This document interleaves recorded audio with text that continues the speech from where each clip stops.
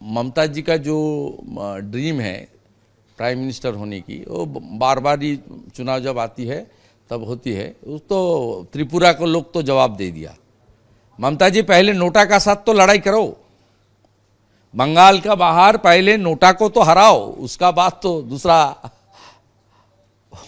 आपका ड्रीम को पूरा करने पहले नोटा को हराना चाहिए। नोटा को कब नीचे गिर गया ना, त्रिपुरा में क्या हुआ हो, तो बंगाली स्पीकिंग आदमी है ज़्यादा, ट्राइबल छोड़कर ज़्यादा से ज़्यादा 80% 70% से ज़्यादा लोग बंगाली स्पीकिंग है। हमारी कल्चर त्रिपुरा और वेस्ट बंगाल का कल्चर सेम है। वहाँ नोटा का पास तृणमूल चुनाव हारा, पहले नोटा को हराओ, उसका बाद होगा। नरेंद्र मोदी की टीआरपी को लेकर बात कर रही है क्या? नो अल्टरनेट अभी भी नहीं है, आगे भी नहीं रहेगा। मोदी जी आप देश की नेता नहीं, G20 के चेयरमैन है, वर्ल्ड लीडर।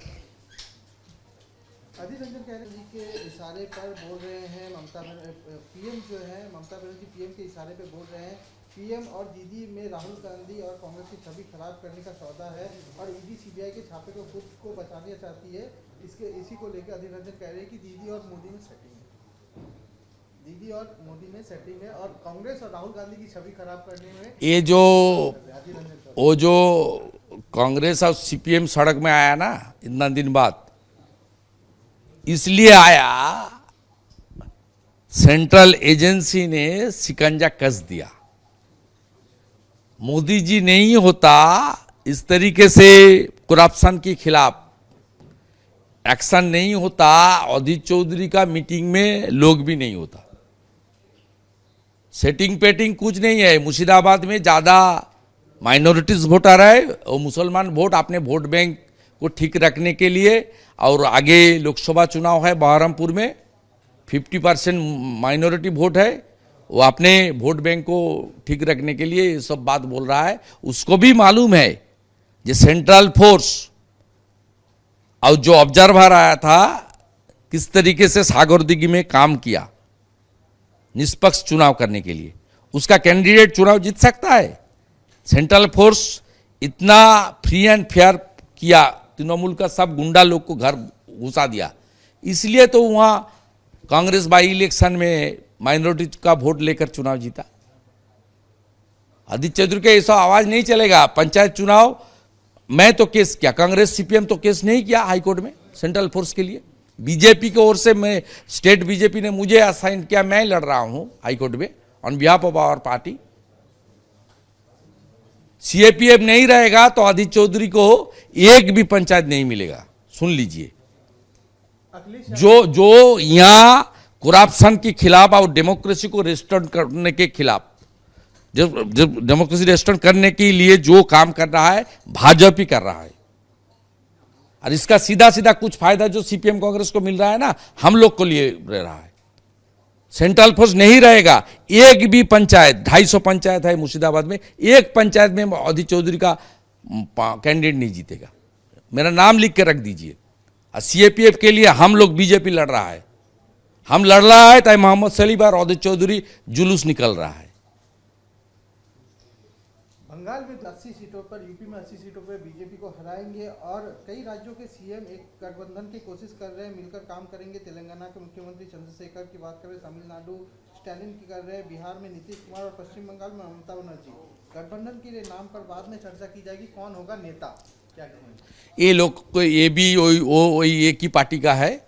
ये आया था वो 2019 में, यहाँ ममता जी ने ब्रिगेड परेड में रैली की, उसमें सतीश मिश्रा जी भी आया, ये भी आया, फारूक अब्दुल्ला भी आया, तेजस्वी यादव भी आया, बदरुद्दीन आजमल जी भी आया, स्टालिन भी आया। क्या हुआ नतीजा आप देख लिया ना। अगली बार मोदी जी 400 पार। उसका बोलबाला उसका साथ रहा, ओम प्रकाश राजभर तो खिंचक गया। जितना अलायंस पार्टनर था यूपी चुनाव में, अभी अखिलेश जी का पास कोई बचा हुआ नहीं है। अपने उत्तर प्रदेश में अपने जोट को बरकरार रखे, उसका बाद दिल्ली का बात सोचना। ने ये भी कहा कि 2000 से अधिक लोग जो टीएमसी और बीजेपी के कार्यकर्ता कांग्रेस ज्वाइन किया। बीजेपी का कोई कार्यकर्ता नहीं गया, बीजेपी का कार्यकर्ता नहीं किया। हमारा वहाँ 2 एमएलए है और हमारा जो स्ट्रेंथ है वो स्ट्रेंथ बढ़ रहा है, उसमें कोई कठिनाई नहीं है। वो हमारी कोई लोग नहीं किया, वो कांग्रेस टीएमसी का आपस का मामला है। वो जो टीएमसी में जिसको पोस्ट नहीं मिल रहा है, डिसग्रांटेड एलिमेंट भी है, पोस्ट जिसको नहीं मिल रहा है वो जा रहा है, आ रहा है, वो तो आना जाना चालू है। मुर्शिदाबाद का बारे में टीएमसी का कुछ नहीं था, अभी भी नहीं है, आगे भी नहीं रहेगा। मुर्शिदाबाद में टीएमसी को मालदा मुर्शिदाबाद में मैं इस्टेब्लिशमेंट किया था एज ए ऑब्जर्वर, मैं इस्टेब्लिश किया। ममता जी का पार्टी पावर में आई 2011 में। मुर्शिदाबाद में पार्टी ने जीतना शुरू किया 2019 में। उन्होंने मुकुल राय को भेजा, फेल किया। इंद्रनील सेन को भेजा, फेल किया। पूर्णेंदु बोस को भेजा, फेल किया। जितने आदमी को भेजा सब फेल किया, 0। शुभेंदु अधिकारी को भेजा था 16 में, 19 में 51% वोट टीएमसी को मिला, 2 एमपी सीट मिला। 1 एमपी सीट में जबरदस्त फाइट हुआ। अदित जी को 3.5-4 लाख वोट में जितना आता था पहली बार, अभी 78,000 वोट में चुनाव में जीता, बाल जीत गया।